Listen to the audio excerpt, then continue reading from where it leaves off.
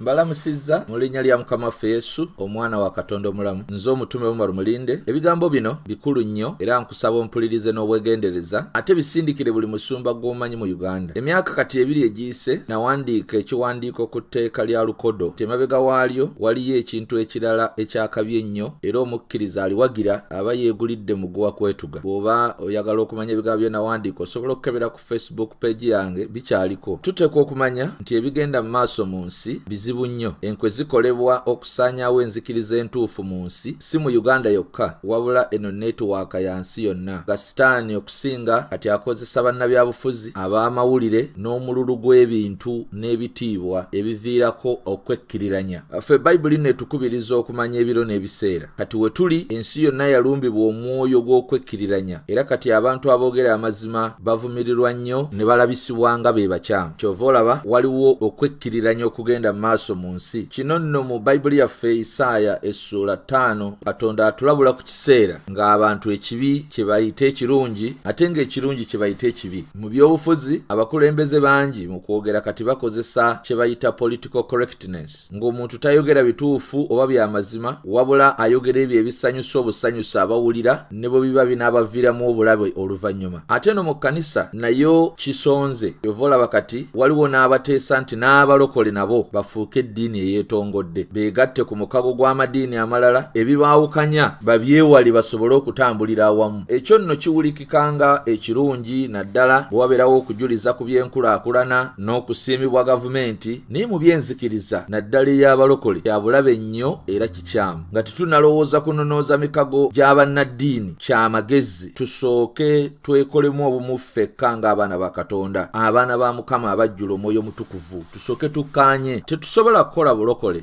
nga bwawukana ku musingi gwabwo. Kati bwe tuba tutunulidde mu byafaayo by'ekkanisa tewali revival lwe yali erabise ng'eva mu bakkiriza okwekkiriranya n'okwekulubeeseza mu kukola emikago egy'okwenyigira mu bibiina ebigatta bannaddiini. Yesu Kristo kwe tulabira kubanga Bayibuli egamba nti twasimbibwa ku musingi be batume ne bannabbi. Kuga ebintu bye tukola tetuyiiyayo buyiiya kino n'oteekawo kino. Ebintu bye tukola biriko omusingi, biyina yabitandika n'ateekawo n'enkola gye birina okutambulamu. Omusingi batugambye be batume ne bannabbi naye nga Yesu Kristo ly'ejjinja ery'oku nsonda. Oyo ye example ye model waffe. Kati Yesu Kristo teyakola mukago gwonna n'Abafalisaayo n'Abasaddukaayo. Basawo ne banyabo eddiini tezaakatandika. Eddiini zaaliwo ne mu biseera bya Mukama waffe Yesu. Abasaddukaayo, Abafalisaayo era nga balina n'olukiiko lwabwe olukuŋŋaanya abakugu abo be bayitanga Sanhedrin Council. Kakati Yesu teyakola mukago gwonna n'Abafalisaayo n'Abasaddukaayo wabula yanyiikira kubasomesa njiri ey'amazima era baamuwakanya nnyo. By the way ne bamukuba n'omukuba ekitegeeza bye yayogeranga nga bikontana n'eddiini zaabwe ez'olunaku olwo. Ne bamukuba ne bamuwaayiriza ne bamukomerera. Naye ye Mukama waffe ne bwe yazuukira yatugamba Matayo 28:19 agamba mugende mufuule amawanga gonna abayigirizwa nga mubayigiriza bye nnabagamba. Kakati Yesu atugamba bye yatugamba bye tuba tuyigiriza. Bwe tutunula mu Bayibuli abatume nabo baafuna chance nnene, baayitibwa mu lukiiko no lwali lw'abannaddiini ne bannabyabufuzi ab'omulembe ogwo ne babamatiza nti singa bagenda nga bakyusa mu njigiriza yaabwe bagenda kubakkiriza okwegazaanya babuulire enjiri nga tewali abakuba ku mukono singa banakkiriziganya nabo. Naye abatume bwe baawulira nti mu bye babagambye okukola mulimu okubagaana okubuulira mu linnya lya Yesu olw'okuba lyali linyiiza bannaddiini abamu era ng'etteeka lya lukodo bwe lyagala okukola mbu tukole essaala ey'awamu nga tetwogera ku binyiiza balala. Ekyo si kipya, ekyo kiri mu Bayibuli basooka kukigamba batume. Kiri mu Bikola by'Abatume essula 4 olunyiriri olw'18 paka ku lunyiriri olw'33 walaga nti b'abatume ekyo baakijeemera era ne babuulira enjiri etaliimu kwekkiriranya. Ekizuulo olwaliro nti buli wabeera emikago gy'eddiini bayogera Katonda tebayogera Yesu kubanga waliwo abataagala kuwulira Yesu, waliwo abataagala kuwulira nti mwana wa Katonda ate nga oba oli awo bakulu mu mukago ogwo, waliwo abataagala kuwulira kufa kwe na kuzuukira kwe. Kati Setaani kyasinga okutya mu nsi si be bantu aboogera Katonda. Setaani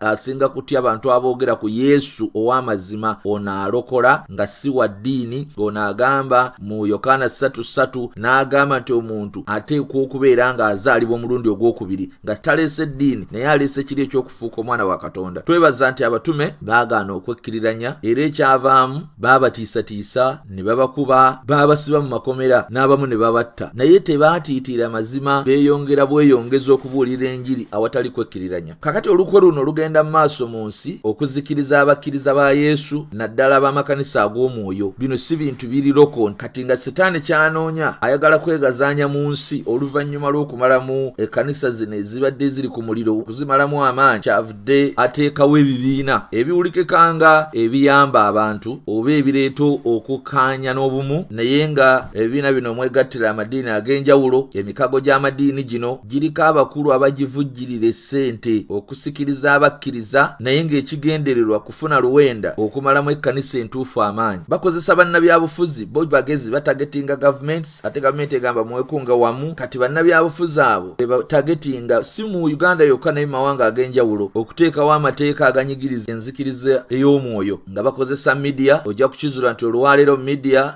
propaganda ku media afutyanka nnyo abantu abalabika nti bali ku mazima. Si mu Uganda yokka naye mu nsi yonna bakozesa media mu ngeri y'akagenderera okutyoboola n'okuvumirira abalokole, kireetera abantu okugamba nti amateeka ge baagala obbateekako ago geetaagisa. Ate ebitongole ebirala ebya gavumenti ebikola ku ekyo ebyo nabyo ne babiteekamu omuliri gwa ssente nga baagala okukozesa ekyo ng'akanyeebwa. Ogenda okizuula nga tulinganga mu mukago muno abanoonyamu obunoonya ssente. Jjukira nti ekyo si kipya mu Bayibuli, kuva dda abantu nga baagala mu compromisinge ku kukkiriza kwammwe babawaawo ekintu ekiringa ekibagasa. Bali mu kitabo kya Danyeri baafumbanga emmere empoomu ne bagiteeka ku mmeeza ya kabaka ewali okusinza ebifaananyi. Niba n'abataka ne bagamba waakiri tulyenga emmere etali nnungi okusinga okwekkiriranya n'emmere ennungi erimu okusinza bakatonda abalala. Tugaane obunyeebwa Setaani bwatutega naye ng'ate bitujja ku mulamwa. Twali bubi nnyo, Katonda alaze nti atuyamba. N'olwekyo okukkiriza okufuuka eddiini olw'okuba kyekisaanizo ekyetaagisa okubeera mu mukago gw'amadiini mbu babawe ku ssente z'abazungu kiba kikemo kyennyini Setaani kyabaleetedde okubatyoboola mumalirize bubi emirimu gye mwatandika obulungi. Ffe tulina okukyusa eddiini oba bannaddiini so si ddiini kutukyusa. Abagamba nti tulina okweyita eddiini nga balowooza nti ekigambo enzikiriza kitegeeza ddiini, abo balimba era balina okumanya kwe babulamu mu Luzungu ne mu Bayibuli. Obulokozi si ddiini. Eddiini y'enkola y'omuntu gye yeeteekerawo okutuuka eri Katonda. Eddiini example yaayo gwe munaala gwe Babeli. Wadde Katonda ayagala tutuuke waali, wadde Katonda ayagala tumumanye, wadde Katonda ayagala tumutegeere, naye basajja lwe baakola omunaala gwe Babeli mu ngeri ey'amalala, engeri eteri Katonda gye yabaga nti eno gye munandabiramu, wadde kye baali bakola kyali kirungi mbu balabe Katonda, Katonda yabataataaganya era teyasiima baali bakola munaala gwe Babeli. Eddiini gwe munaala gwe Babeli, enkola omuntu gye yeeteereddewo mbu atuuke eri Katonda. Ate obulokozi y'enkola Katonda gye yateekawo omuntu agigoberera atuuke gy'ali. Kati enjawulo yeeyo. Example ojja kugiraba. Bali ab'e Babeli Katonda yabakyankalanya era n'abalemesa kye baali bakola, naye olowooza kye baali bakola yali tayagala bamulabe? Katonda ayagala bamulabe, naye baali bakikola mu malala mu ngeri yaabwe y'obuntu egyemera enkola ya Katonda. Kwe tutegerera kino kwe kuliwa Mukama Katonda nga akyankalanyizza omunaala gwe Babeli n'abalemesa. Kati ate Katonda y'omu eyatwala Enoka ne Eriya. Ebintu bino eddiini n'obulokole byawuka. Religion is a particular system of belief and worship. So in religion the focus is on the system, yet fe abalokole be bayita ba born again fe stuli ddiini. Our is faith. Omuntu ne bwakola ebintu byonna byonna n'akizula nti hey kati nzikiriza Kristo, essaawa eyo eyeebase nga mulala azuukuka wayatulidde ekigambo ng'afuuse muntu mulala. So nga eddiini bw'etakukolako mikolo tokifuuka. Eddiini emala kukukolako mikolo okufuuka ekintu ekikufuula omunnaddiini. Feeno ekikufuula tekiri kungulu, ekifuula omunnaddiini kiba kungulu, ekifuula omulokole kiri munda muffe. Omuntu kasita munda akkiriza n'ayatula n'akamwa ng'alokose, era omuntu ku ssaawa eyo gw'otudde naye nga mulala mu ssaawa emu oba mu ddakiika 2 afuuka omuntu omulala. So ours bali bafokasinga ku mikolo gya ddiini zaabwe. Fe our focus, our central focus, center of our faith is a person. Kati kijemu enjawulo. Eddiini efokasinga ku religious systems, fe tufokasinga ku the person Jesus Christ. Kyovolaba twatula nnyo Yesu mu makanisa g'abalokole, era ffe obwesige bwaffe tubuteeka nnyo mu Yesu era tugoberera Yesu. Bali bagoberera nkola za ddiini yaabwe, system yekufuula kye bali, ffe Yesu yatufuula. So religion bukwakkulizo, bulombolombo n'amateeka agaalinga ag'Abamede n'Abaperusi n'endowooza yaabwe y'omubiri ejjudde obukodyo n'obukolomo testimony n'ebintu ebirala. Naye obulokole, salvation, obulokole bwo buyita mu mwana wa Katonda Yesu, the person called Jesus Christ, not a religious system oba obulombolombo n'obukodyo bw'eddiini. Jesus Christ, his love, okwagala kwe, relationship and knowledge, n'amagezi, not of this world. Amagezi ffe ge tukozesa si g'ensi eno. Kyenavudde nkugamba nti tewali revival yali ezze ng'eyita mu bukodyo, revive eyita mu kusharinga mazima ga kigambo kya Katonda. Amagezi ag'echurch ganjawulo ku magezi g'ensi. Ensi ne byerabanga amagezi, Bayibuli etugamba mu Bakolinso oluusi amagezi ago gaba busirusiru mu maaso ga Mukama Katonda. So ours is faith in Jesus. Ffe tuli bakkiriza mu Yesu. Faith kitegeeza ki? Faith is a complete trust,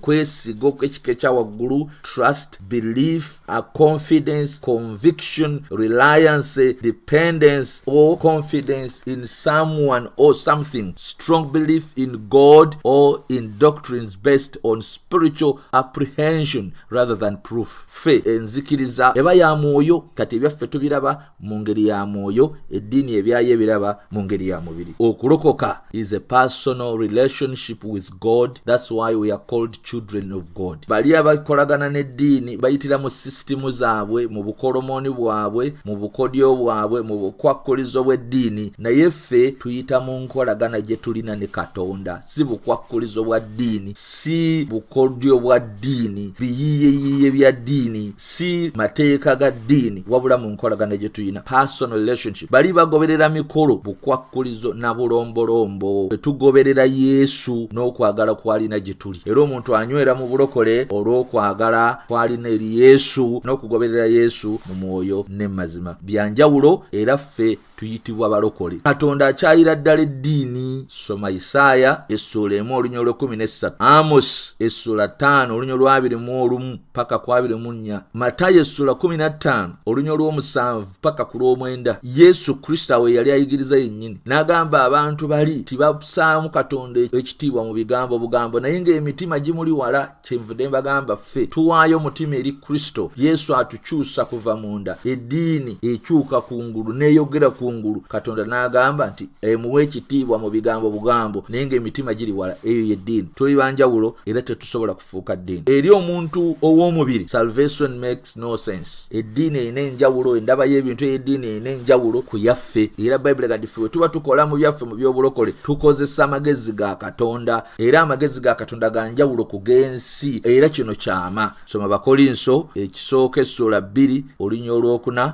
n'olwokutaano n'olw'omukaaga. Bakolinso ekisooka essula 2 olunya olw'okuna, osome n'olwokutaano, osome n'olw'omukaaga, osome n'olw'omunaana n'olw'ekkumi. N'olwekyo omuntu yenna agamba nti mufuuke eddiini akkirize nti yaseeseetuka. Yenafuwa mu kukkiriza, yeetereze yenenyeze Mukama waffe atereere, ebintu bimusobyeko. Obuzibu kwe kukola ekibi ate mu kifo ky'okukyenenya n'osalawo okukiwolereza, okukirungiya kifuuke ekintu ekirungi. Tuteekwa kukyusa bannaddiini, so si ffe kukyuka oba kukyusibwa kufuuka ddiini. Muve mu ddiini tubuulire enjiri ey'amazima, tubuulire enjiri ekyusa ey'obulokozi bwa Katonda, obufuula abantu abaana ba Katonda, baweereza ba Mukama ababadde mu njiri akabanga abasinga tukuze. Emyaka gye tulidde gyandibanga gisinga gye tubuzaayo ku nsi. N'olwekyo leka kino kibeere kiseera kya kunyweza bye muzze mubuulira, so si kubimenya. Omutume Pawulo yasomesa mu Bagalatiya essula 2 olunya lwa 18 nti bwe nzimba bye nasuula mba neeraze nzekka okubeera omwonoonyi. Yokaana 14:6 wagamba nti Yesu yekka ly'ekkubo n'amazima n'obulamu, tewali agenda eri Katonda okuggyako ng'ayise mu ye. Mu Yokaana 3:3 Mukama waffe Yesu yatusomesa okuggyako omuntu ng'azaaliddwa omulundi ogwokubiri tasobola kuyingira bwakabaka bwa Katonda. Ekyo tetukikyusa, tekituswaza, tetukyenenya, tujja kukyogera oba waliwo ayagala oba waliwo agaana. Yesu ly'ekkubo, Yesu ge mazima, Yesu mwana wa Katonda, Yesu alokola, Yesu teyaleeta ddiini, Yesu yajja kulokola, era abantu abamukkiriza bayitibwa abaana ba Katonda, abalokole abagenda mu ggulu. Bannange, obulokole si ddiini, ffe tetuli ddiini. Mukama waffe Yesu Kristo abawe emikisa, abakuume. Amiina.